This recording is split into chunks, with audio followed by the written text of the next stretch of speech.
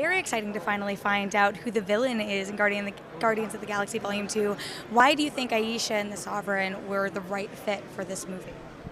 Well, I think that personally as an actor, when I sort of came on board and I saw the art for these people and I saw what my character was going to look like, I have never seen anything like them. I think it's a totally unique creation in terms of the image of how they look, the makeup, the costuming of it, so I was completely sort of in awe of what they were creating. So I think that in itself is worth putting in a film because it's a real sort of piece of art.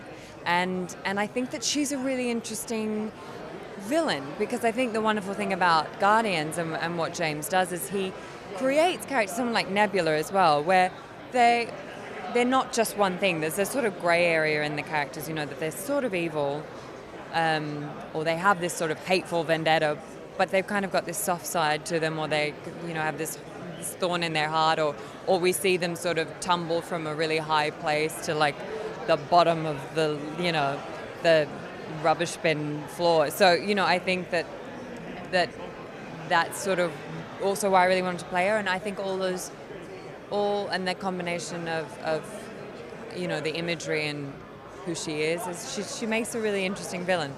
You're talking about the imagery a lot, and the Sovereign are just such visually stunning creatures in the comic books. What can you tease of what the look is going to be? Are you going to get the full gold and have just the massive palace and everything like that? Well, I don't know what I can say. I mean, I just saw a clip then.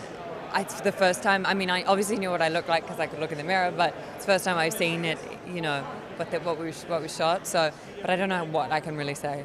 All I can say is they're very, very beautiful. Sort of, when I was looking at my people, I was sort of thinking, I don't know where these people came from, but they're extraordinary. They're like amazing specimens. What did you do to get into that persona of the Sovereign? They're these very Well, a lot of it for me was in the costume and the makeup. It's sort of an amazing thing to work on a film where there's so many layers of your character exist in the external and you really step into it. And working with the creatives on this film, they're so masterful at what they do. And so, that was huge for me. Seeing, the costume fittings are such a process too, so you see it evolve and you spend a lot of time looking at it in the mirror and seeing what it looks like, and how she's going to be perceived on screen. So that was a big part of it for me. And also it's brilliant. She's really well written. So how long did you end up staying in the makeup chair for? I was nothing on Zoe or Karen, or I was probably in there for about 3 hours. Enough for a few cups of tea and a little nap. Yeah.